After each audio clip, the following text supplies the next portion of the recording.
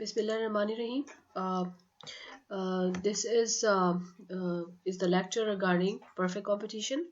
We have done so far what is perfect competition and how to get equilibrium using TRTC approach and MRMC approach. So um, this is lecture number 11.1, and it is about perfect competition continuation. ठीक है जी. तो हमने जो अभी तक perfect competition में किया है वो क्या किया है. Done so far we have done so far number 1 what is perfect competition, इसकी सारी conditions we talked about the conditions. Then we talked about profit maximization using two approaches, TRTC approach and MRMC approach. ठीक है जी. और इस MRMC approach को हमने use करके we have actually worked out 4 cases, first, second and third and fourth. कौन कौन से? एक प्रॉफिट मैक्सिमाइजेशन, एक लॉस मिनिमाइजेशन, एक है ब्रेक इवन, ठीक है जी, और एक है shut down. So if we talk about these, all of them are being defined for the short run. So this is what we have done so far. Today's class is about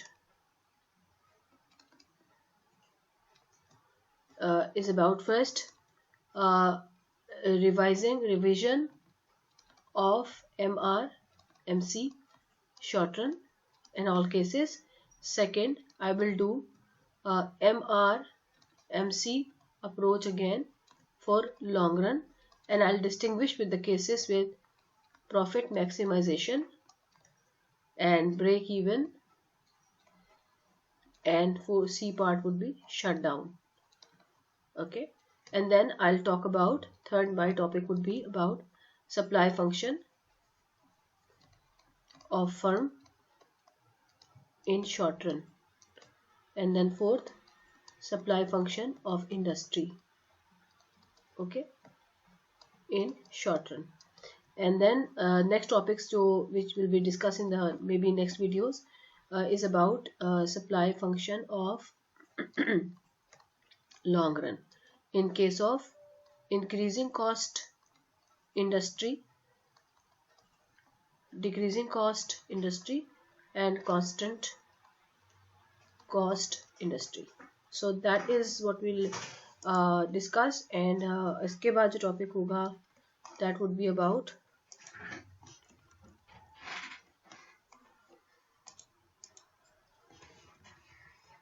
इसके बाद जो topic होगा perfect competition and efficiency. ठीक है जी. ठीक है, लिखा है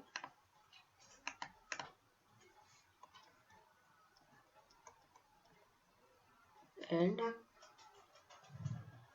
एफिशिएंसी. ठीक है जी. तो ये चीजें हम डिस्कस करेंगे. तो let's start. Let's have a new page. Okay, so मैं डिस्कस कर रही हूँ short run, and I will be discussing with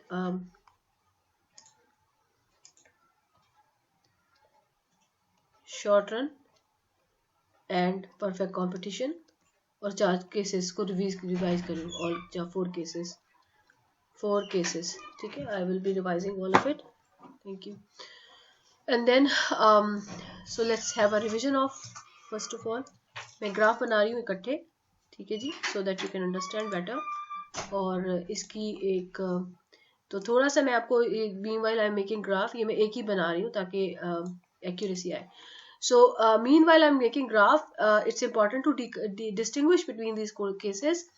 Perfect competition जो है it can be defined for the short run and long run. The difference between the short run and the long run is that short run is a situation where one of the input has to be fixed, that is taken as capital, और labor जो है वो vary कर सकता है.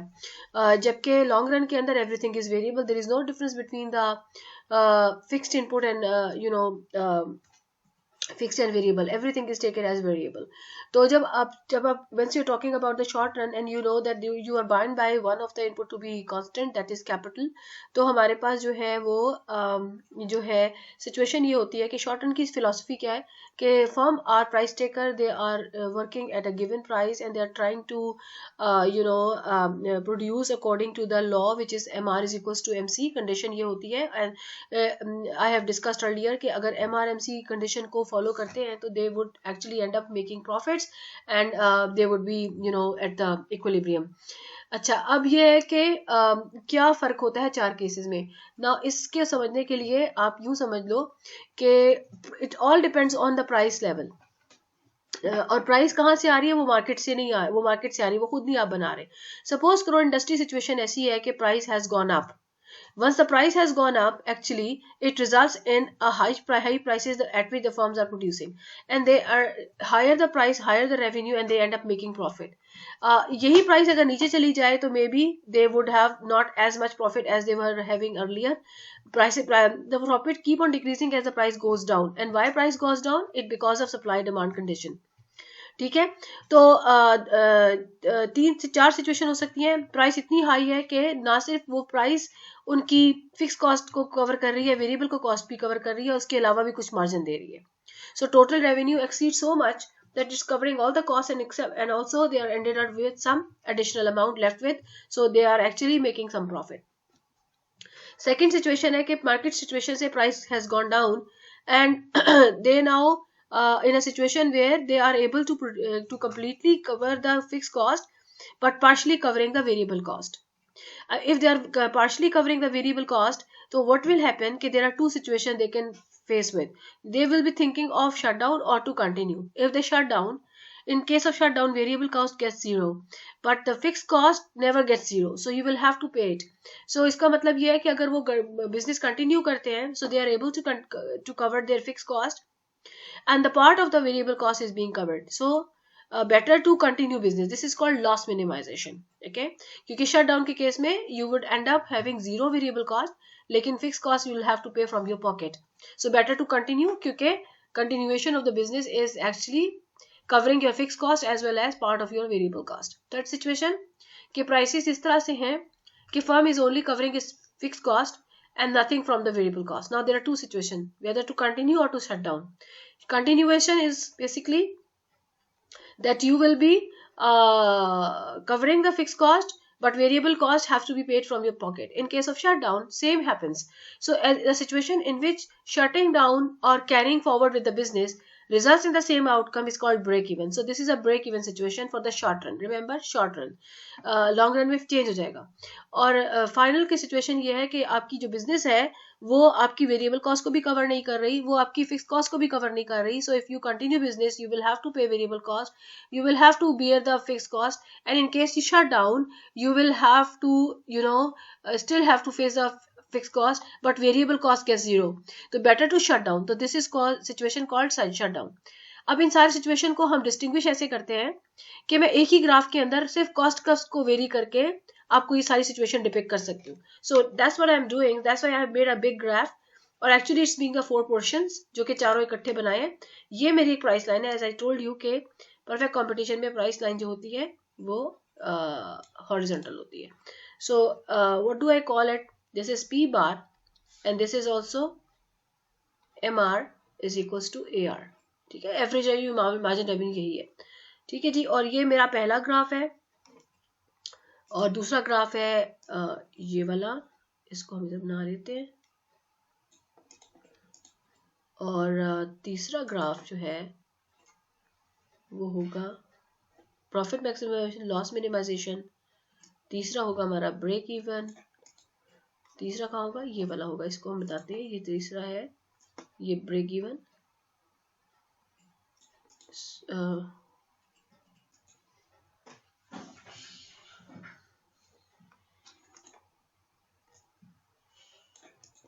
सो ये profit मैक्सिमेशन का, ये लॉस मिनिमाइजेशन, ये ब्रेक इवन, और ये वाला एक दो, ये तीसरा और ये चौथा शट डाउन. सो ये है प्रॉफिट मैक्सिमाइजेशन सिचुएशन, ये है लॉस मिनिमाइजेशन, ये है ब्रेक इवन और ये है शट डाउन। किसके लिए? All for the short run analysis. ठीक है, अब मैं कर्व्स बनाऊंगी। Look, this is price line, this is all depend on कि आपका जो है वो कर्व जो है वो प्राइस लाइन के कंपैरिजन में कहाँ है। यहाँ पे मैं आपको ना एक थोड़ा सा शो कर देती हूँ इसको कि किस तरह। यहाँ पे डॉलर में इसलिए डाल रही हूँ कि all the cost and revenues are in term of dollar. So इस तरह से ये देखिए, ये आपकी है सिचुएशन, ये आपकी प्राइस लाइन। ठीक है, और जो कॉस्ट कर्व्स होते हैं अगर मैं अलग से बना के दिखाऊं तो वो कैसे होते हैं? ये आपका AVC होता है और ये आपका ATC होता है। ठीक है जी, और ये आपका जो है ना MC होता है, MC। ठीक है जी, तो ये मिनिमम से कट करता है, ये मिनिमम से कट करता है। अच्छा, अगर प्राइस लाइन जो है वो आ जाए, यानी कि अगर प्राइस लाइन आ जाए, इसको हम लोग बनाते हैं लाल से के साथ। अगर प्राइस लाइन आ जाए जी इधर पे, ठीक है, तो ये प्रॉफिट मैक्सिमाइजेशन है। अगर यही प्राइस लाइन जो है वो आ जाए इन दोनों के दरमियान में, ये है प्रॉफिट मैक्सिमाइजेशन। ठीक है, ये लाइन क्या है? ये प्रॉफिट मैक्सिमाइजेशन की लाइन है। और ये जो है ये लॉस मिनिमाइजेशन की लाइन है। और यही लाइन जो है अगर आपकी आ जाती है इधर पे, यानी AVC के मिनिमम पे, तो ये जो है ये प्राइस ये बन जाएगा ब्रेक इवन, ब्रेक इवन। ठीक है जी, और अगर यही प्राइस आपकी आ जाती है लेट्स से यहाँ पे इसके नीचे, तो ये क्या बन जाएगा? Shut down case. ठीक है, कैसे? क्योंकि देखो यहाँ पर ये है क्वांटिटी, ये देखो ये जो पॉइंट है ना, ये वाला पॉइंट, मैं इसको यहाँ से दिखाती हूँ। ये आप ये देखो प्राइस, ये this graph shows that what should be the relative position of the price line compared to the cost curve reflecting into the 4 cases। मैं आपको इसमें से प्रॉफिट वाला केस दिखाती हूँ कि सपोज करो कि आपकी जो है ना ATC इधर पर है और AVC हमेशा ATC के नीचे होती है। ठीक है, ये AVC है और MC जो होती है ना इनके मिनिमम से काट के गुजरती है, MC आ गया। सबसे पहला जो चीज नोटिस करते हो कि कहाँ पर है MR is equal to MC। आपको पता है कि ये प्राइस लाइन MR भी होती है, तो ये वो पॉइंट है जो MR is equal to MC है। तो ये बेसिकली क्या डिटरमिन करता है कि ये क्वांटिटी प्रोड्यूस होगी परफेक्ट कंपटीशन में, और जो टोटल रेवेन्यू होगा ना, क्योंकि ये एवरेज रेवेन्यू लाइन भी है, याद रखें कि एवरेज रेवेन्यू को जब भी हम मल्टीप्लाई करते हैं क्वांटिटी के साथ तो टोटल रेवेन्यू आ जाता है। ये हमारी क्वांटिटी है, ये हमारा हाइट जो टोटल रेवेन्यू, तो ये रेक्टेंगल जो है ट्राइंगल स्क्वायर ही नजर आ रहा है अभी, तो ये हमारी प्रॉफिट है, तो सॉरी टोटल रेवेन्यू है। सो इसको हम नाम दे देते हैं AB। ठीक है, और मैं ये यहाँ पे भी जो नाम है ना ये भी इंपॉर्टेंट है, तो इनको भी मैं नाम दे देती हूँ। यहाँ पे आप उसको कह दो CD और इसको कह दो आप E और F। ठीक है, तो अब इसमें टोटल रेवेन्यू अगर हम डिस्टिंग्विश करें, मैं इसको फिर ऊपर वाली ग्राफ बाद में बताती हूँ, यहाँ पे लिखते हैं। हाँ, टोटल रेवेन्यू इसमें क्या है, टोटल वेरिएबल कॉस्ट क्या है, टोटल फिक्स कॉस्ट क्या है, सिंपल टोटल कॉस्ट क्या है और प्रॉफिट क्या है। ये 4 चीजें हमें पता चल जाए तो हम डिस्टिंग्विश कर सकते हैं ग्राफ्स को। टोटल रेवेन्यू क्या है, ये वाला OQ स्टार इंटू AQ, क्योंकि एवरेज हर एवरेज के साथ टोटल कैलकुलेट होगा। एवरेज को जब आप क्वांटिटी से मल्टीप्लाई करोगे that will give you total. तो ये देखो OQ स्टार और AQ, तो ये बेसिकली एरिया में लिखूंगी मैं, मल्टीप्लीकेशन नहीं लिखूंगी। OQ star AB, OQ star AB, ये क्या आपका टोटल रेवेन्यू। अब देखो इसमें टोटल कॉस्ट कौन सी है, जिस भी ग्राफ के एवरेज वाले मतलब जिस भी ग्राफ के ऊपर आ रहा है ना वो आपका ग्राफ जो है ना उसको टोटल को कैलकुलेट करेगा। फॉर एग्जांपल E पॉइंट किधर पे आ रहा है, ये AVC में आ रहा है, तो अगर मैं QE हाइट को Q स्टार E हाइट को अगर मैं OQ से मल्टीप्लाई करूं तो ये छोटी सी जो रेक्टेंगल नजर आ रही है ये क्या चीज है, ये आपका टोटल वेरिएबल कॉस्ट है। तो टोटल वेरिएबल कॉस्ट क्या है, OQ star E and F। ठीक है, ये A लिखा हुआ है, ठीक है, ये E एंड ये F लिखा हुआ है, तो ये नजर आ गया आपको। ठीक है जी, उसके बाद ये कहाँ पे कट कर रहा है, ये कर रहा है जी ये वाला कौन सा था, ATC था।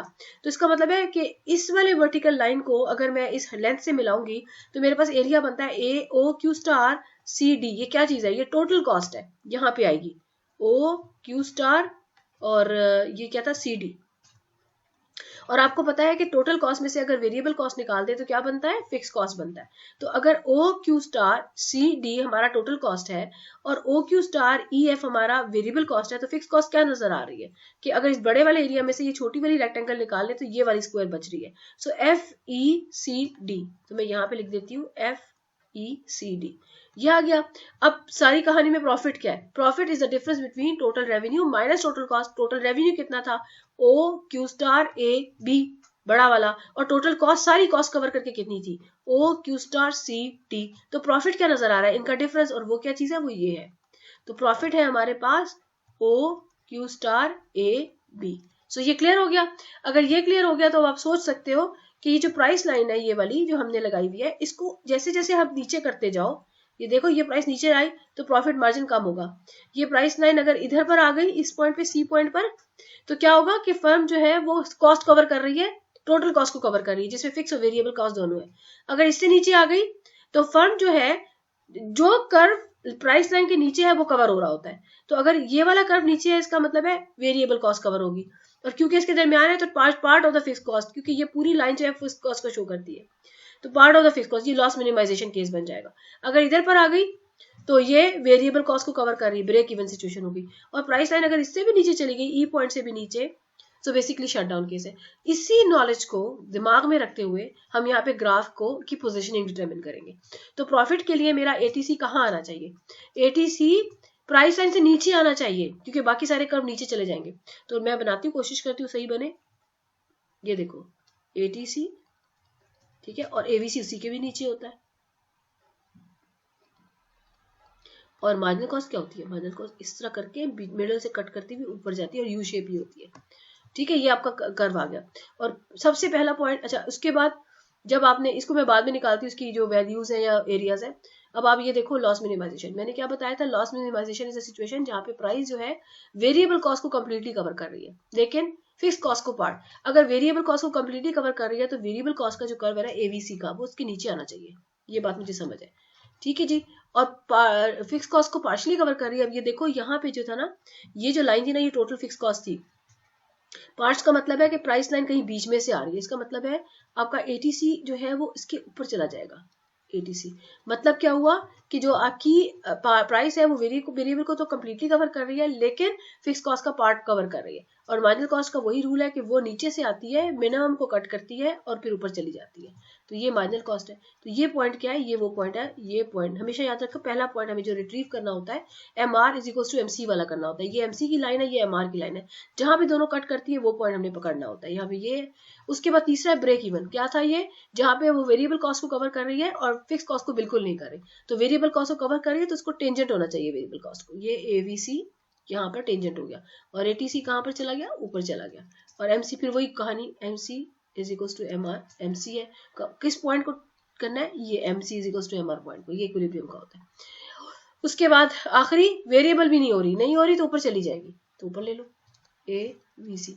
और एटीसी डेफिनेटली उसके भी ऊपर है ए टी सी। तो मार्जिनल कॉस्ट का है, मार्जिनल कॉस्ट क्यों करके जा रही है, कौन सा पॉइंट पिकअप करना है, इतनी क्वांटिटी। क्वांटिटी क्वांटिटी कौन सी क्वांटिटी, क्यू स्टार कितनी, ये वाली। कैसे आई है, M R is equal to M C, M R is equal to M C. और ये पॉइंट भी है M R is equal to M C. तो अब इसमें क्या नजर आ रहा है, आपको पता है ना, ये क्या पॉइंट होता है, ये वेरिएबल कॉस्ट यहाँ कवर हो रही है। ये क्या पॉइंट होता है, जहाँ पे फिक्स कॉस्ट भी कवर हो रही है। और ये क्या डिफरेंस है, ये प्रॉफिट है। So this is actually the profit. ठीक है जी, यहाँ पे क्या हो रहा है, इस क्वांटिटी से वेरिएबल कॉस्ट कितनी कवर हो रही है, ये कवर हो रही है। फिक्स कॉस्ट कितनी है, ये सारी, इसमें से कितनी कवर हो रही है, इतनी। कितनी लॉस्ट है, इतनी। ठीक है जी, ये आपने एरियाज खुद ही आइडेंटिफाई करने, इनके नाम रखने आपने हर पॉइंट के, और फिर आपने ये वर्कआउट करके मुझे भेजनी है, लाइक होमवर्क के तौर पे। और होमवर्क का मतलब है कि विल बी पोस्टेड ऑन, मैं एक स्क्रीन शेयर कर लूंगी आपके साथ, इसको मुझे भेजिएगा उसके ऊपर, मूडल के ऊपर। अच्छा जी, ये हो गया। तो ये आपके पास क्या है, ये वो पोर्शन है डॉटेड वाला फिक्स कॉस्ट का, जो के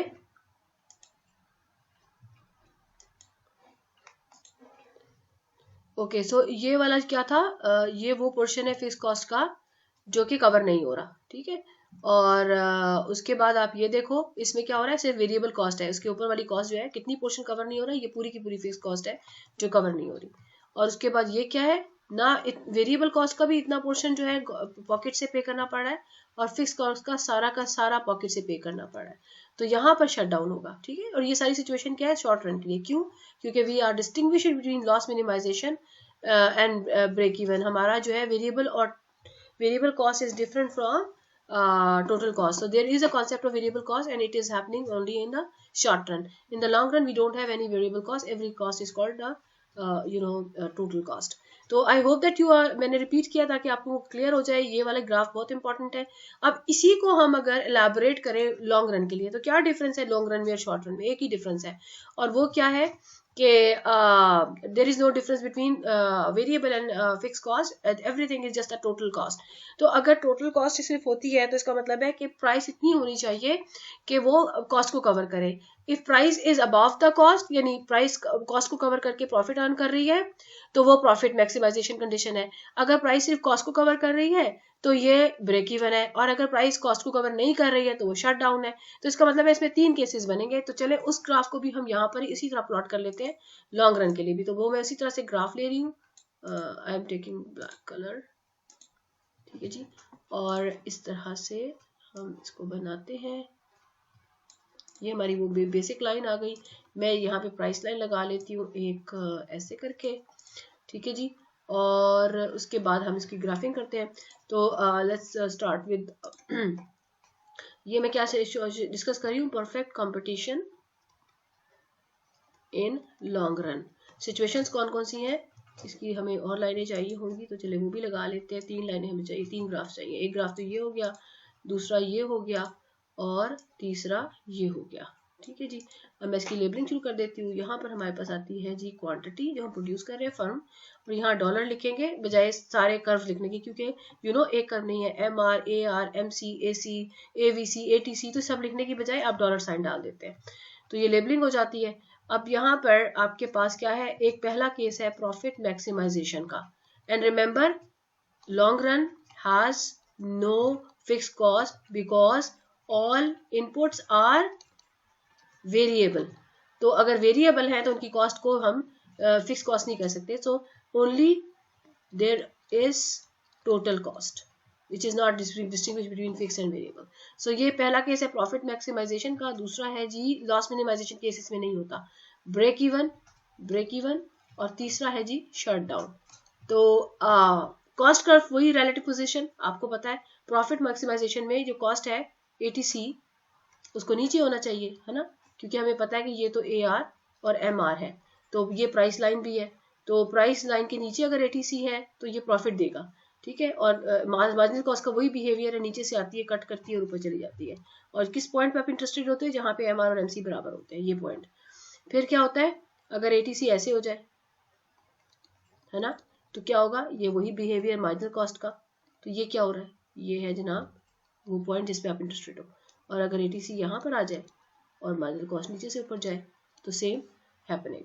सो this is the point of equilibrium, Q star is being produced, how much cost is there, ये कॉस्ट के ऊपर कट कर रही है, तो ये कॉस्ट है, ठीक है जी, ये टोटल कॉस्ट है, ये वाला जो सारा एरिया है ये टोटल कॉस्ट का है। और ये क्या है, ये है टोटल रेवेन्यू का, ये बड़ा वाला, ये आपने लेबलिंग खुद करनी है। अब मुझे आपने ये असाइनमेंट सबमिट करानी है। और ये क्या है, ये है प्रॉफिट जो लॉन्ग रन में फर्म अर्न कर रही है। यहाँ पे प्रोडक्शन हो रही है Q स्टार, कितना रेवेन्यू है इतना ही जो ये स्क्वायर है, कितना कॉस्ट है उतनी ही कॉस्ट है, तो ये क्या है ब्रेक इवन। यहाँ पर क्या है, ये क्वांटिटी है प्रोड्यूस हो रही है, क्या ये कॉस्ट को कवर कर रही है, no, this cost is not being covered, so this is a case of shutdown. So very simple to work with in the long run, same like short run, ठीक है जी। अच्छा, long run is not only simple that the way I just mentioned here, long run के अंदर further जो है ये भी चीज होती है कि एंट्री और एग्जिट भी होती है फर्म्स की, ठीक है जी। और क्योंकि अगर देखो लॉन्ग रन में short run is short time period, लेकिन in a long run if some firm is making positive profit, so there are many firms which would like to enter. जब नई फर्म एंटर होती है तो situation change हो जाएगी। हाँ, नई फर्म के एंटर होने से क्या होगा कि शॉर्ट रन में फर्म शॉर्ट रन में भी एंटर हो सकती है, लॉन्ग रन में और चीजें होती है। शॉर्ट रन में अगर firms, I am going for the short run analysis in a while. So there are certain further details I have to add with the short run. Short run के लिए further analysis of short run. कौन सी दो चीजें जो important है मैं करना चाह रही हूँ। नंबर 1, इफ इंडस्ट्री का मतलब समझते हैं, sum of all firms is making economic profit समझते हैं, ब्रेक मतलब कॉस्ट से ज्यादा profit. So there is a tendency of new firms to enter the business, है ना। जब भी आपको पता है किसी चीज में फायदा होता है, लोग उसमें बिजनेस में शामिल हो जाते हैं। जैसे कि रियल स्टेट में एक टाइम पे बहुत फायदा था, या कार सेल परचेज में, तो लोग उसको फॉलो करते हैं। तो क्या होता है, अब हम ग्राफ से शो करेंगे। सो न्यू फर्म एंटर हो जाती हैं। सो यानी कि बेसिकली ये पहला जो एनालिसिस है आपका, entry of the new firm के साथ क्या होगा। सो आप इसका टाइटल कर सकते हो, entry of new firms short run के लिए, ठीक है जी, एंड प्रॉफिट एनालिसिस। ये बेसिकली आपका टॉपिक है जो हम कर रहे हैं, entry of the new firms and the profit analysis. तो जब नए फर्म्स एंटर होती हैं बिजनेस के अंदर, तो फिर क्या होता है, प्रॉफिट को क्या होता है। So look at this, I will show you in a graph. ये ग्राफ अच्छा बनाने के लिए मैं इसको थोड़ा सा जस्ट अ मिनट,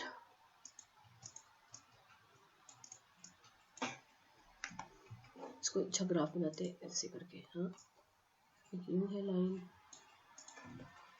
देन इसके साथ ऐसे करके लाइन लगा ले, और फिर इसके ऊपर एक ऐसे लाइन लगा ले।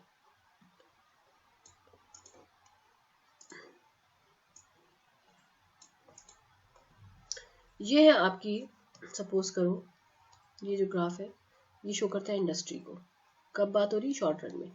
और ये एक रिप्रेजेंटेटिव फर्म, ठीक है जी। ये इंडस्ट्री का डिमांड है, ये इंडस्ट्री का सप्लाई है, ये इंडस्ट्री ने मार्केट प्राइस डिटरमिन की है, और ये प्राइस जो है सीधी आई, और ये प्राइस टेकर है, ठीक है जी। और according to the situation, suppose करो ये पहले जो थी ना अपने सिर्फ एटीसी को कवर कर रही थी, कॉस्ट को, और एमसी ये था क्वांटिटी थी प्रोड्यूस हो रही थी। Firm was at earning normal profit by just covering his cost, so somehow was at break even, ठीक है जी। सपोज करो इस इंडस्ट्री में कमोडिटी की डिमांड इंक्रीज कर जाती है, डी प्राइम आ जाता है, तो क्या होगा, सबसे पहला इफेक्ट होगा जी किस पे, प्राइसेस इंक्रीज होंगी। जब ये पी नॉट कह लें, पी नॉट, और ये पी वन कह दें, तो ये पी नॉट था जिसे पी वन, और ये पी वन है, सही है जी। तो क्या हुआ, ये देखो ये है वो M R equals to M C वाला केस, ठीक है, क्यू स्टार।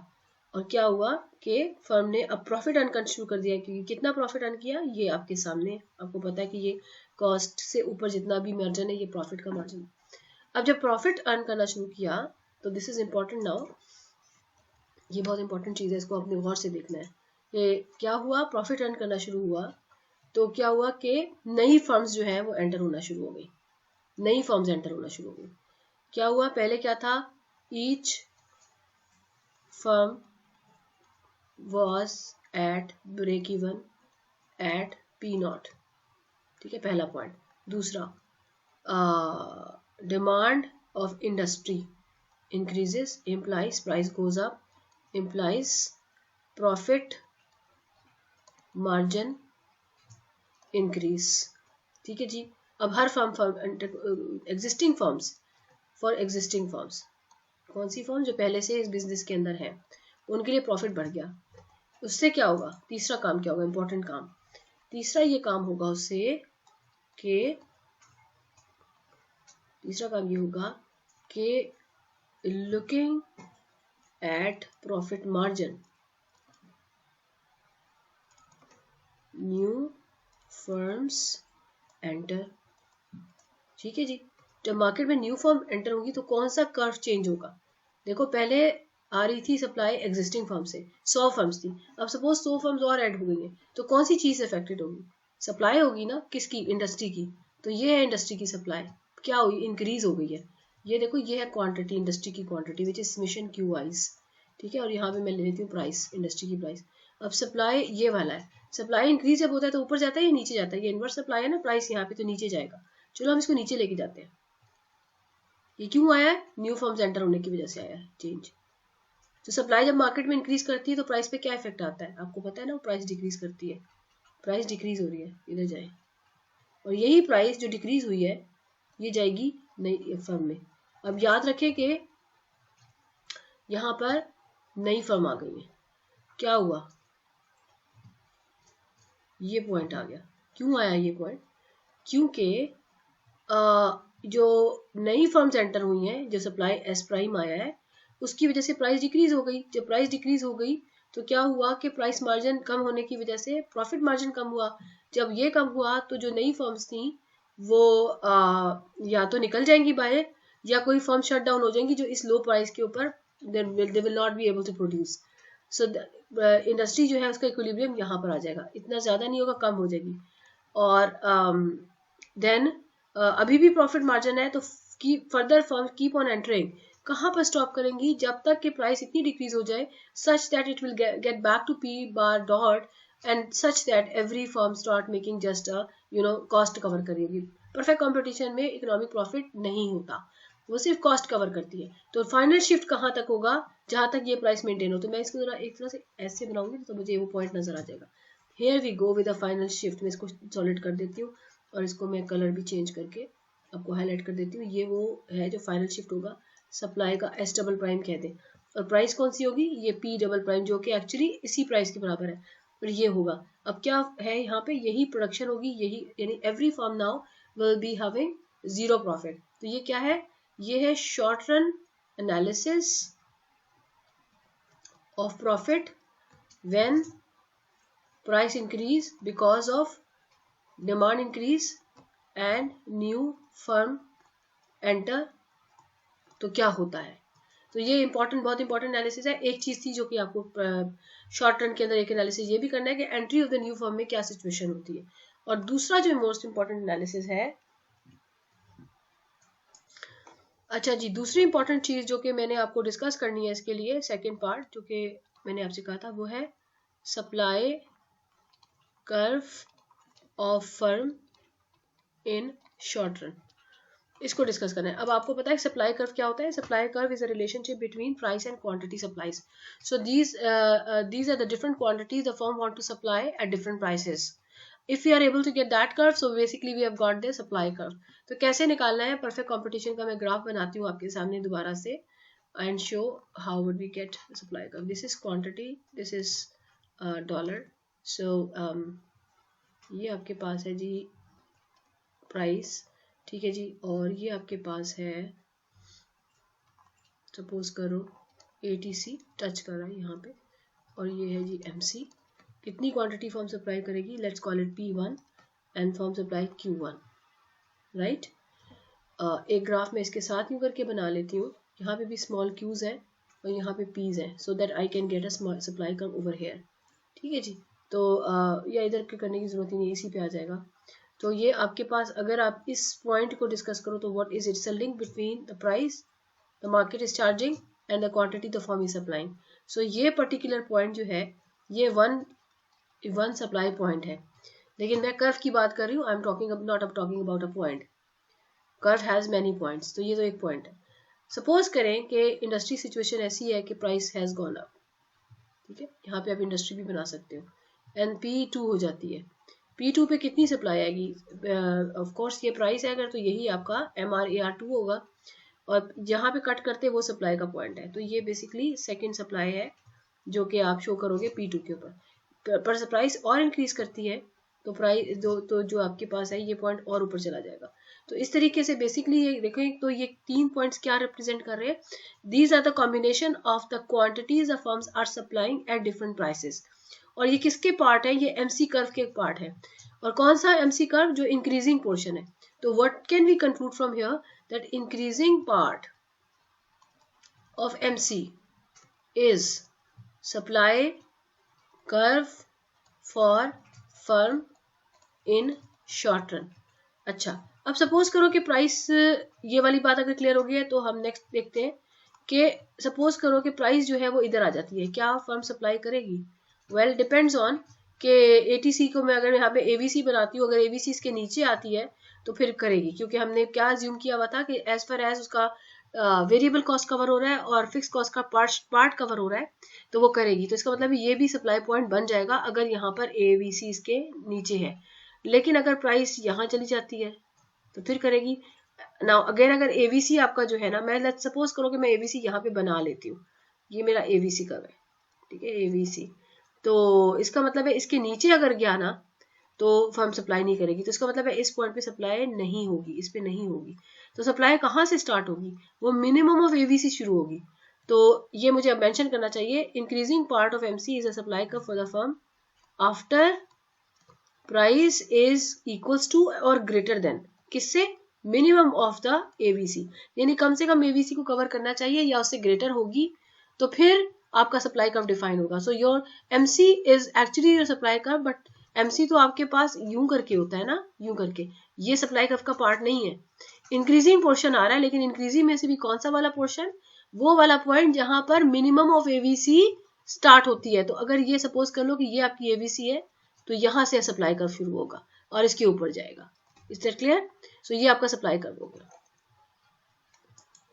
तो let's have a look at a chapter now कि चैप्टर किस तरह से मूव कर रहा है। So this is your chapter number 8, perfectly competitive market, profit maximization, MR MC and profit maximization, choosing output in the short run, competitive, ये supply curve है short run के अंदर, competitive firm short run supply curve ये आ गया, short run market supply ये रह गया, मैं बता देती हूँ 1 मिनट में।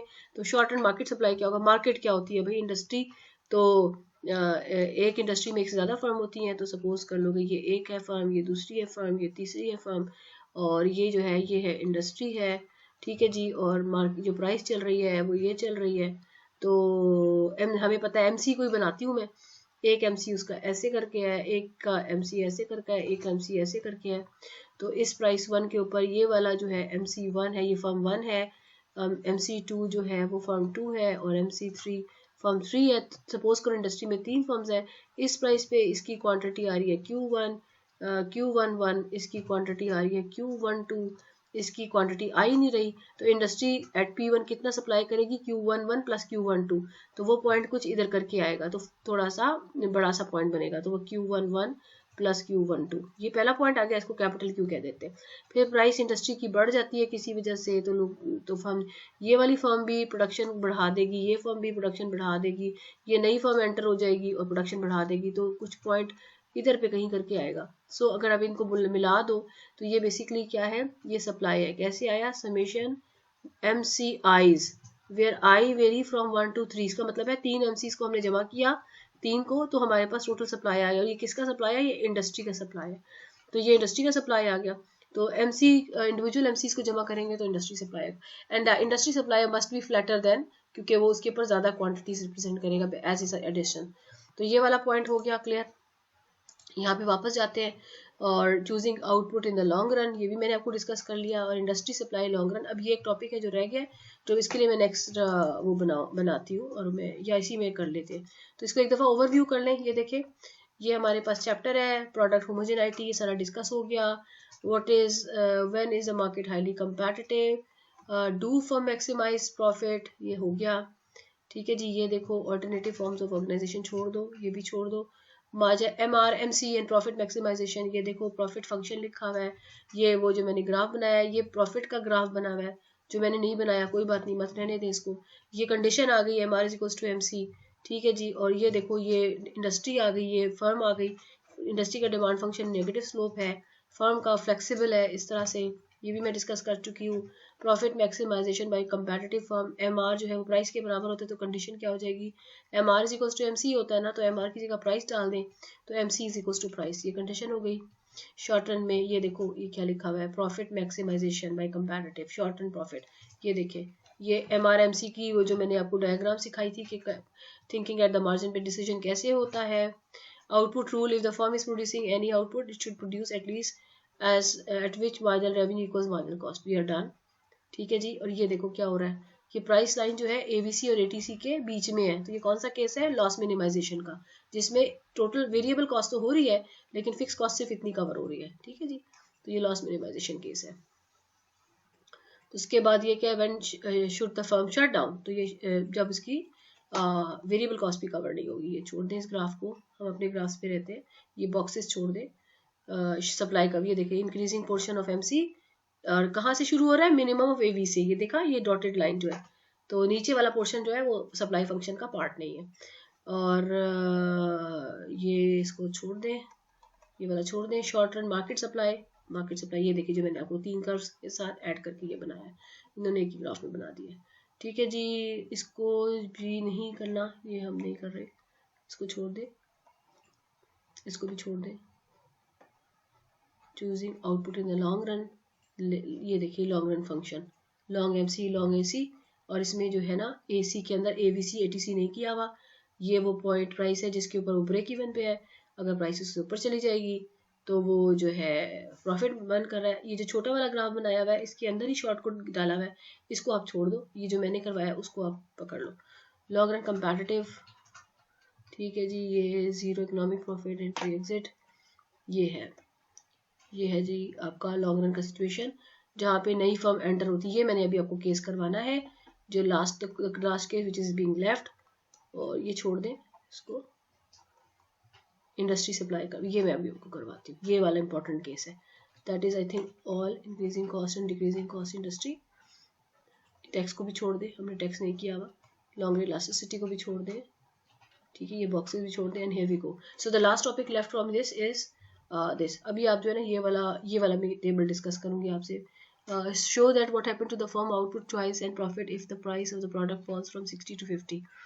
तो प्राइस जो है वो 60 से, ये price is equal to 60, Q ये दिया हुआ है, प्राइस ये दी हुई है, कॉस्ट पहले दी हुई है, ये क्या किया हुआ है, अच्छा, profit at price 60 minus cost is price 60 minus revenue at price 60 and revenue 650। मतलब ये 3 कॉलम्स हैं प्राइस 60 के ऊपर बनाने के, और 3 कॉलम्स हैं प्राइस 50 पे बनाने के। तो आपको पता है ये कॉस्ट आपको दी हुई है। प्रॉफिट क्या होता है, T R minus T C, तो पहले आपको टी आर बनाना पड़ेगा। टी आर क्या चीज़ होती है, प्राइस टाइम क्वांटिटी। ये प्राइस दी हुई है, ये क्वांटिटी दी हुई है, एक कॉलम आपको डालना पड़ेगा जिसमें आप इनको मल्टीप्लाई करोगे। ये दिया हुआ है, बल्कि इन्होंने स्पेस दिया हुआ है, ये रेवेन्यू के लिए। Once you fill this column तो आपके पास रेवेन्यू का भी आ गया, कॉस्ट का भी आ गया, तो प्रॉफिट इसका डिफरेंस है, वो ये आप फिल इन कर लोगे। फिर मार्जिनल कॉस्ट क्या होती है, delta C over delta Q. अभी डेल्टा क्यू आप देखो तो 0 1 2 से मतलब है एक एक का डिफरेंस है, तो डिनोमिनेटर 1 1 है, तो आप सिर्फ डेल्टा सी कर लोगे, तो डिवाइडेड बाय डेल्टा क्यू करने की जरूरत नहीं है, क्योंकि delta Q is equal to 1। तो ये जो पहला वाला जो पॉइंट है इसको हम एम्प्टी छोड़ते हैं, और दूसरे पॉइंट से हम एमसी लिखते हैं, तो 150 माइनस 150, 178 माइनस 150, तो ऐसे कंसेक्यूटिव डिफरेंसेस आप करेंगे तो एमसी कॉलम आ जाएगा। और एमआर कॉलम क्या होता है, एमआर परफेक्ट कंपटीशन में प्राइस ही होती है, तो ये पूरी कॉलम जो है 60 60 60 आ जाएगा। ठीक है, तो इस तरह से ये 4 कॉलम्स आपके कंप्लीट हो गए। फिर रेवेन्यू एट प्राइस 50, अब आपने क्या करना है, प्राइस क्वांटिटी को प्राइस से मल्टीप्लाई करना है, और प्राइस कौन सी लेनी है, प्राइस आपने लेनी है 50, तो 0 into 50 1 into 50 and so on, तो ये आपका रेवेन्यू कॉलम आ गया। इसी तरह एम आर का मतलब होता है सिर्फ प्राइस, तो ये पूरा 50 से फिल इन हो जाएगा। और प्रॉफिट क्या है, T R minus T C, तो ये आ गया। और यहाँ पे क्या लिखा हुआ है आगे, के कुछ भी नहीं लिखा हुआ, बस यही करना है। The data in the table below give information about the price in which the firms can sell the units out. Fill in the blanks in the table. Show that what happens to the firm's output choice. तो when the profit, तो क्या है कि ये सवाल ये है कि ये आप जब फिल इन करोगे ना, तो आपसे पूछ रहे हैं कि जी what could have been the optimal quantity the firm would produce if the price was 60 and if the price is 50। तो अगर कॉमन सेंस से बात करें तो कौन सी क्वांटिटी ज़्यादा होगी, 50 के ऊपर या 60 के ऊपर? ऑफ कोर्स 60 के ऊपर प्रॉफिट मार्जिन ज़्यादा है, तो ज़्यादा प्रोडक्शन होगी। तो ये कैसे आपको पता चलेगा, इस टेबल के अंदर एक पॉइंट होगा, इस एक लाइन होगी जिसके ऊपर T R M R is equal to M C आ रहा होगा। वो M R is equal to M C जिस पॉइंट पर आएगा ना, वो आपका डिसीजन होता है, क्वांटिटी का डिसीजन। तो यहाँ से जब आप फिल इन कर लेंगे तो ये आपका एम आर जहाँ पे आएगा, एम आर तो आपके पास ऑलरेडी 60 है, एम सी जहाँ पे 60 आ गया ना, तो वो क्वांटिटी डिसीजन होगा। वो क्वांटिटी कहाँ से आएगी, वो इस कॉलम से आएगी। सपोज करो 5वें पे आ जाता है तो फिर वो 5वां होगा। और इसी तरीके से 50 के ऊपर भी आप ये वाला पॉइंट वर्कआउट करोगे। So you will be answering के production will be more if price is 60। ठीक है, वो आंसर खुद ब खुद आएगा। और इसी तरह से अगर हम देखें ये सारे क्वेश्चन आप कर सकते हो, इसमें कोई इतनी बड़ी बात नहीं है। इस क्वेश्चन को देख लेते हैं। Suppose you are manager of the watch making firm operating in the competitive market, your cost of production is, के कॉस्ट फंक्शन दिया हुआ है where Q is the level of output and C is the cost. तो the marginal cost भी दे दिया है 4Q है, और फिक्स कॉस्ट भी दे दिया 200, ये खुद ही दे दिया, खुद ही कैलकुलेट कर दिया इन्होंने। If the price of the watches is 100, how many watches should you produce to maximize profit. अब प्रॉफिट मैक्सिमाइजिंग कंडीशन क्या होती है, MR is equal to MC। MR क्या होता है, प्राइस होती है। तो प्राइस क्या है यहाँ पर, प्राइस यहाँ दी हुई है 100, और MC क्या है, MC ये दिया हुआ है 4Q। तो 4Q is equal to MC, यानी 4Q is equal to 100, Q is equal to 25, answer आया 25। तो द प्राइस, तो हाउ मेनी वॉचेस, तो हाउ मेनी वॉचेस कितनी, 25 watches you will produce. What will be the profit level. तो अब आप profit आपको पता है TR माइनस TC है। TR क्या होता है, प्राइस टाइम क्वांटिटी। प्राइस कितनी है 100, क्वांटिटी कितनी है 25, तो कितना हो गया 2500 is the total revenue. Total cost क्या है, ये दी हुई है। तो इस पे Q पड़ा हुआ है, Q की जगह पे 25 का स्क्वायर डालें, सिंप्लीफाई करें तो C आ जाएगा। तो TR माइनस TC से वहां से आपके पास नंबर आएगा प्रॉफिट का। So if the price of watch, how many watches, ये तो हो गया, क्या प्रॉफिट है ये भी हो गया। At what minimum price will the firm produce positive output. तो मिनिमम प्राइस कितनी होनी चाहिए, कम से कम प्राइस कितनी होनी चाहिए, price should be at least should be equal to AVC।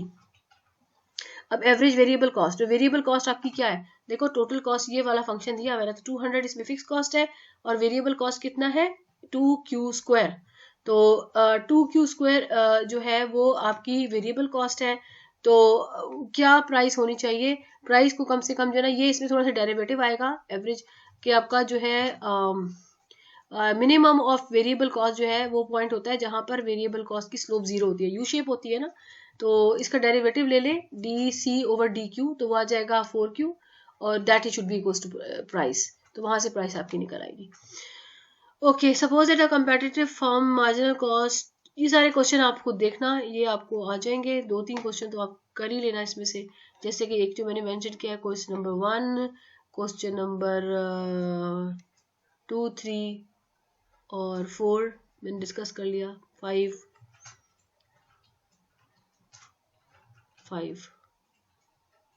बाकी सारे भी आ जाएंगे, कम से कम 5-6 क्वेश्चन कर ले इसमें से, ठीक है जी। और नेक्स्ट जो है वो मैं अभी लास्ट टॉपिक करवाने लगी हूँ, इसमें से इसी वीडियो में कर देते हैं ताकि एक ही जगह पे सारा मटेरियल रहे, ठीक है। तो लेट्स गो बैक यहाँ पर। तो लास्ट टॉपिक है, क्या है लास्ट टॉपिक, लॉन्ग रन है and case of increasing, decreasing and constant cost industry, ठीक है। ये क्या है, ये बेसिकली सिचुएशन ये है कि इंक्रीजिंग डिक्रीजिंग कॉस्ट का मतलब क्या है। अभी पिछला जो मैंने एनालिसिस करवाया ये वाला इसमें मैंने आपको क्या बताया कि क्या होगा कि जब भी जो है प्रॉफिट मार्जिन ज़्यादा होगा तो नई फर्म्स एंटर हो जाएंगी, एंट्री एग्जिट फ्री है, और जिसकी वजह से प्रोडक्शन जो है वो इंक्रीज कर जाएगी, प्रॉफिट मार्जिन कम होना शुरू हो जाएगा, और सप्लाई के इंक्रीज करने के साथ prices will keep on decreasing, और जो फाइनली जो है they will come back to the situation where everyone is earning actually zero profit. तो ये सिचुएशन थी, लेकिन अब जो वो प्रोडक्शन आ रही होगी वो ओल्ड फर्म से भी आ रही होगी और इसमें न्यू फर्म भी शामिल होंगी। लेकिन इसमें मैंने एक चीज इग्नोर कर दी, वो ये कि जब नई फर्म्स एंटर होती हैं तो क्या होता है कि वो नई फर्म्स एंटर होने से प्रोडक्शन तो इंक्रीज होती है, लेकिन at the same time that production is actually taking place by hiring more inputs. तो रॉ मटेरियल की जो मार्केट होती है वो जो है उसकी जो है वो कॉस्ट इंक्रीज हो जाती है। तो रॉ मटेरियल जब एक्सपेंसिव होते हैं तो बेसिकली कॉस्ट ऑफ प्रोडक्शन जो फर्म का है ना, हर फर्म का, वो इंक्रीज हो जाता है। तो जब इस तरह की सिचुएशन हो तो बेसिकली हमारे जो ग्राफ्स हैं उसमें कुछ चेंजेस आती हैं और वो हमें इनकॉर्पोरेट करनी है। तो अब हम ये एज्यूम करते हैं कि सपोज करें कि मार्केट जो है परफेक्टली कंपैरेटिव मार्केट है, उसमें प्रॉफिट मार्जिन है, profit is increasing because of increase in the price because of demand supply condition in the market. Market में कुछ डिमांड इंक्रीज हुई है जिसकी वजह से प्राइस इंक्रीज हुई है, प्रॉफिट मार्जिन आया और अब नई फर्म्स जो है वो एंटर हो रही हैं उस बिजनेस के अंदर where we are assuming that entry and exit is free. तो हर फर्म एंटर भी हो सकती है, एग्जिट भी कर सकती है, कॉस्ट नहीं है उसकी कोई। तो क्या होगा उसमें तीन तरह की सिचुएशन है कि न्यू फर्म एंटर होने से तीन तरह की बातें हो सकती हैं कि रॉ मटेरियल एक्सपेंसिव हो जाए तो increasing cost industry, raw material constant रहे कांस्टेंट कॉस्ट इंडस्ट्री, और रॉ मटेरियल की प्राइसेस एक्चुअली डिक्रीज हो जाए। अब ये बड़ा अजीब सा लग रहा है कि how come it's possible that new firms are entering and raw material getting cheaper or remaining constant? Yes, it is possible. Three things can happen. One, कि सपोज करो कि रॉ मटेरियल की मार्केट जो है वो ऑलरेडी सैचुरेटेड है, already the complete raw material available is being demanded by the firms. तो क्या होगा कि फर्दर अगर रॉ मटेरियल की डिमांड बढ़ेगी तो वो उसकी प्राइस इंक्रीज करेगी क्योंकि प्रोडक्शन तो है नहीं, तो उससे इसको कहते हैं increasing cost industry. Second situation क्या हो सकती है कि रॉ मटेरियल की डिमांड बढ़ने से लोग जो हैं वो क्योंकि मार्केट जो है वो अभी सैचुरेटेड नहीं है, अबैंडन्ड है, तो further increase in the demand for the raw material would not increase the price of raw material and that is constant cost industry. और डिक्रीजिंग कॉस्ट इंडस्ट्री कैसी होती है कि सम टाइम रॉ मटेरियल की market जो है वो suppose करो इस तरह की है कि अगर ज्यादा लेवल पे उस पर डिमांड होगी, like more people are demanding that raw material, so the industry के लिए would be cheaper to produce at a larger scale, यानी इनपुट को प्रोड्यूस करना at a larger scale is cheaper as compared to producing at a lower scale. तो जब raw material की demand बढ़ेगी तो उसकी per unit cost of production decrease होगी। So reduction in the per unit cost of raw material will ends up situation where the raw material is actually available at a lower cost. It's called decreasing cost industry. तो अब हमने क्या करना है, हमने ये देखना है कि इंडस्ट्री किस तरीके से सप्लाई करती है, टोटल इंडस्ट्री की सप्लाई कैसे इन्फ्लुएंस होगी जब प्रॉफिट मार्जिन के इंक्रीज करने से नई फर्म्स एंटर होंगी, और इस एंट्री को हम डिफाइन करेंगे तीन एस्पेक्ट के साथ कि जिस इंडस्ट्री में वो एंटर कर रही है वो अगर इंक्रीजिंग कॉस्ट इंडस्ट्री है, कांस्टेंट कॉस्ट इंडस्ट्री है या डिक्रीजिंग कॉस्ट इंडस्ट्री है, तो फाइनल इंडस्ट्री का सप्लाई फंक्शन कैसे नजर आएगा। सो this is really interesting analysis and you would learn it in just 1 minute. So let's start. ये है इंडस्ट्री, ये है प्राइस, ये है डिमांड और ये है सप्लाई, और ये है वो प्राइस जो इंडस्ट्री डिटरमिन कर रही है सिचुएशन में, and firm is price taker accepting this price, representative firm है। यहाँ पे मैं डॉलर लिख रही हूँ because you know it's P bar, it is also MR1, इसको let's call P bar 1, MR1 is equals to MC नहीं MC नहीं कहते यहाँ पे, यहाँ पे कहते हैं एवरेज रेवेन्यू, सॉरी AR1, ठीक है। और इनिशियली सिचुएशन ये है कि ईच फर्म इज एट अभी मैं लॉन्ग रन की बात करी तो ATC लिखूंगी, and firms production point is defined by this. Here we go with quantity, firm is Q1 is producing, and ये representative firm है तो industries consist of all the firm. Industry की production कितनी आ रही है, इंडस्ट्री की production आ रही है ये पॉइंट, ये है कैपिटल Q, और ये किसके बराबर है, समेशन क्यू आईज। आई क्या रिप्रेजेंट करता है, नंबर ऑफ फर्म्स, ठीक है। ये हम कह रहे हैं कि एक रिप्रेजेंटेटिव फर्म Q1 प्रोड्यूस कर रही है, बाकी भी कितना सम करे तो इंडस्ट्री आ जाती है। तो ये है initial situation, every firm is at zero profit and all. अब क्या हुआ, industry supply demand has gone up, demand supply changes D prime, ठीक है। पहला पॉइंट हम क्या ले रहे हैं, यहाँ पे मैं लिखती जाती हूँ, all firms at zero profit, और ये फर्म जो है वो ए से रिप्रेजेंट हो रही है, और स्मॉल ए से मैं रिप्रेजेंट कर देती हूँ ताकि फर्म है, और इस सिचुएशन को मैं इंडस्ट्री में कैपिटल ए से रिप्रेजेंट कर देती हूँ, ठीक है जी, स्मॉल ए और कैपिटल ए। अब इंडस्ट्री की जो है वो बढ़ गई डिमांड, तो ये क्या हुआ, प्राइस इंक्रीज कर गई, ठीक है। इसको जरा ऐसे करके हो गया, अच्छा जी। अब ये देखो, ये है आपका P1 और ये है आपका P2, तो ये आ गया P2 और ये आ गया MR2 is equals to AR2। और एग्जिस्टिंग फर्म्स का क्या हुआ, एग्जिस्टिंग फर्म ने इंक्रीज कर the production and now they have started earning profit.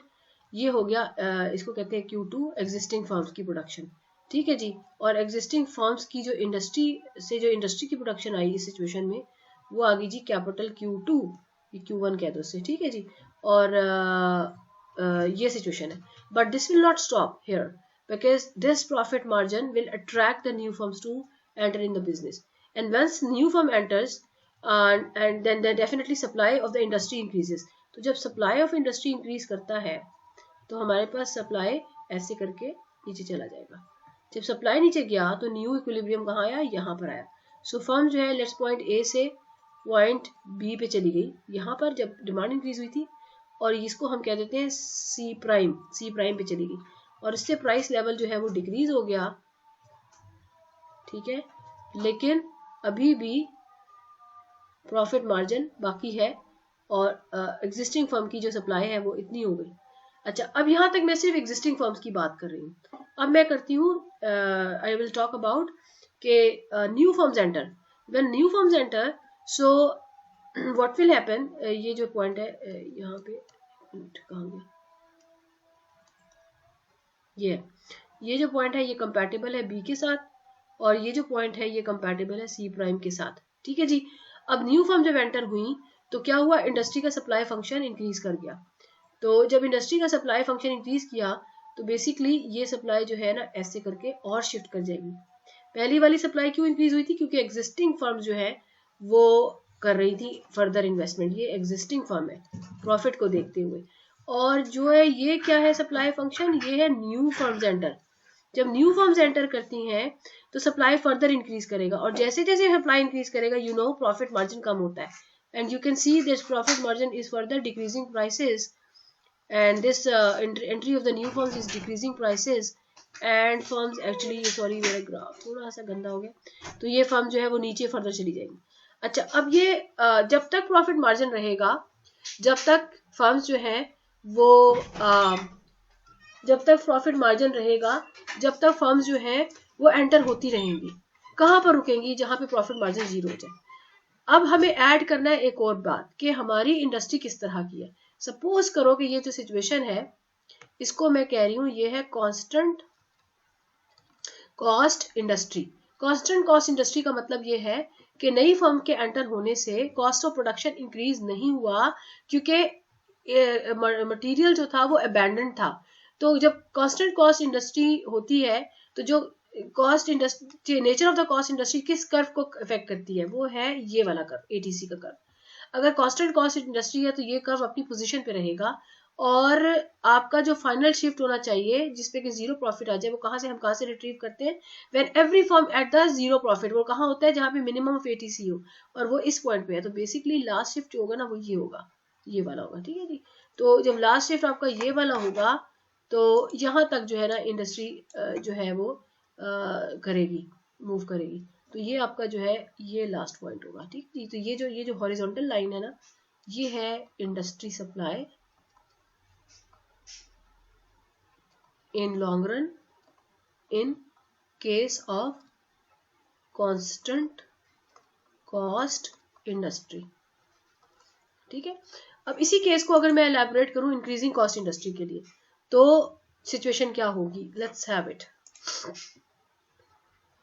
Increasing cost industry, इसको हम ग्राफ कर रहे हैं, वही सारा ग्राफ है। मैं अब ये यूज करती हूँ लाइन है ताकि काम सही हो।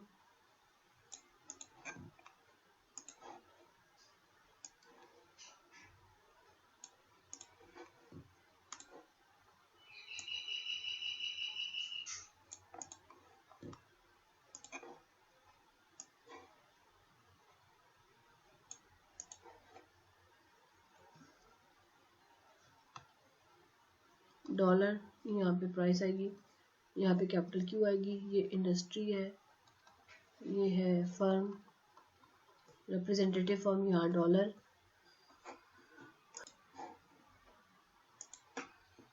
यहाँ पर आएगी प्राइस पी बार, और यहाँ पर आएगी AR1 is equal to MR1, ठीक है जी। और ये हमारे पास है क्या सिचुएशन, इंडस्ट्री ने जो सप्लाई और डिमांड दी है, ये है सप्लाई इंडस्ट्री की, ठीक है जी। 32 को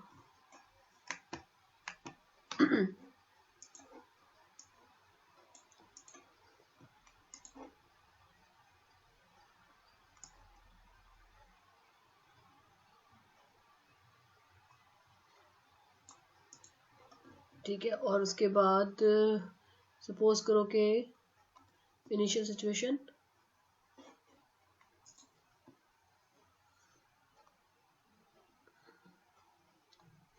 ATC MC Q1 star Q star, यार सुगरा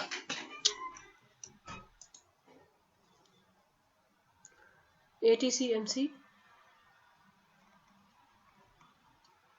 Q स्टार, ठीक है। ये एग्जिस्टिंग फर्म्स है।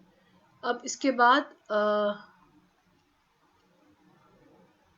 अब आपके पास ये ओरिजिनल सिचुएशन है। सपोज करें डिमांड इंक्रीज कर जाती है, ठीक है। एक लाइन्स कैसे, dotted line, if I can get the dotted line, type of lines कहाँ है,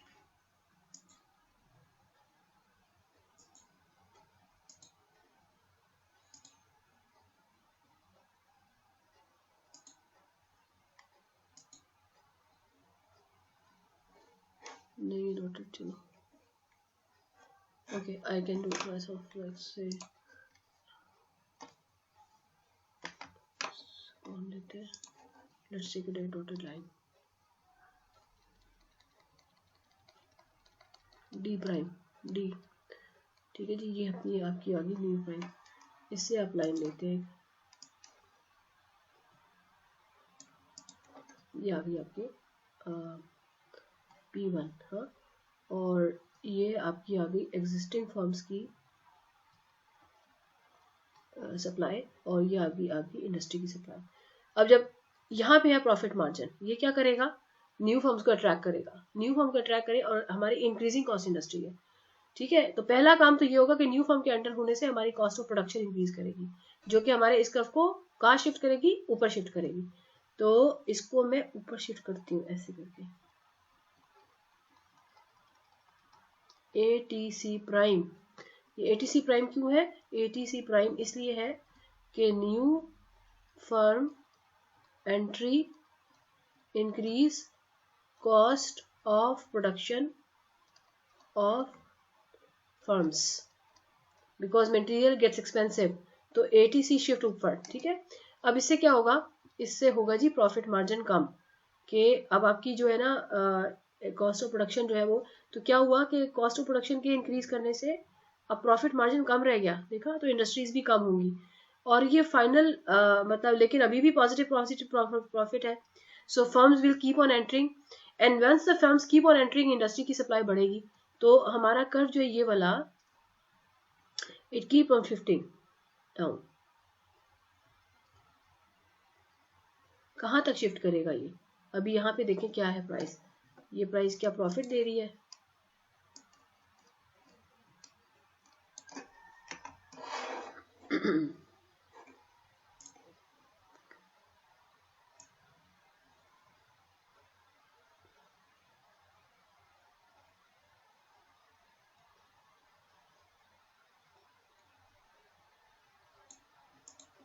here we go.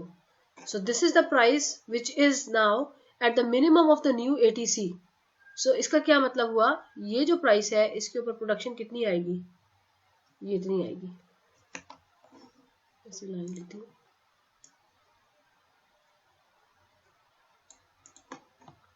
ओके। सो ये हमारी होगा फाइनल पॉइंट, ये हमारा पॉइंट है, कौन सा, फाइनल पॉइंट। इतनी प्रोडक्शन होगी Q डबल स्टार, क्योंकि न्यू फर्म्स एंटर हो गई हैं, जिसकी वजह से प्रॉफिट मार्जिन कम हो गया है। और फाइनल शिफ्टिंग कहाँ तक होगी, जहां तक each firm at the minimum cost. अब याद रखिए कि कॉस्ट ऑफ प्रोडक्शन इंक्रीज हो गया है क्योंकि मटेरियल एक्सपेंसिव है। Now no more ATC exist, it's now the market is having cost ATC prime, तो आपकी जो लास्ट शिफ्ट होगी उसकी ये इसके मिनिमम तक जाएगी। जब कॉस्ट इंडस्ट्री थी तो लास्ट शिफ्ट जो थी वो इसके मिनिमम तक जाती थी। सो बेसिकली ये क्या है, ये लास्ट पॉइंट है इंडस्ट्री की जहाँ पे forms keep on entering industry. ये है आपका सप्लाई न्यू फॉर्म्स के साथ, ठीक है। तो ये आपका फाइनल पॉइंट आएगा। तो ये आपका ओरिजिनल पॉइंट था, इसको ए कह दें, यहाँ पे भी इसको स्मॉल ए कह दें, इसको ये फाइनल पॉइंट है, इसको इस पॉइंट को जो फर्स्ट शिफ्ट है इसको बी कह दें, और जो फाइनल शिफ्ट है उसको ये स्मॉल बी कह दें और इसको स्मॉल सी कह दें। इसी कॉरेस्पॉन्डेंस में ये कैपिटल ए है, ये फर्स्ट शिफ्ट कैपिटल बी है और ये फाइनल शिफ्ट कैपिटल सी है। तो बेसिकली मुझे क्या करना चाहिए, मुझे इन दो पॉइंट्स को मिलाना चाहिए, कौन से, ए और सी को। तो ये मुझे क्या दे देंगे, ये मुझे फाइनल इंडस्ट्री सप्लाई दे देंगे। सो this is my final industry, ये जो है यस या दिस कर्व, ये जो रेड लाइन है ना, ये मेरा क्या है, that is my final industry supply. किस केस में, इंक्रीजिंग केस में, ठीक है। अब तीसरा केस बनाते हैं constant case cost industry.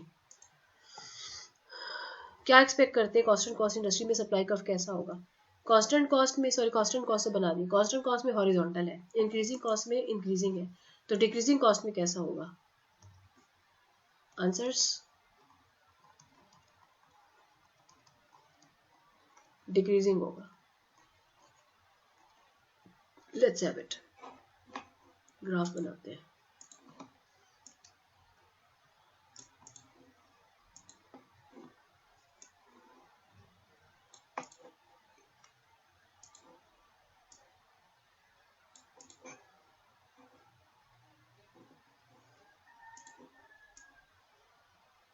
Demand, supply,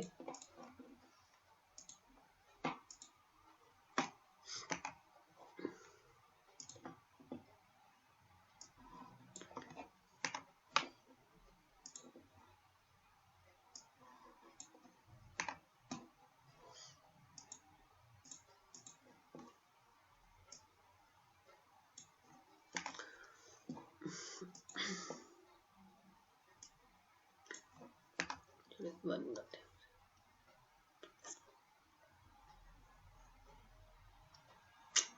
कैसे बना है,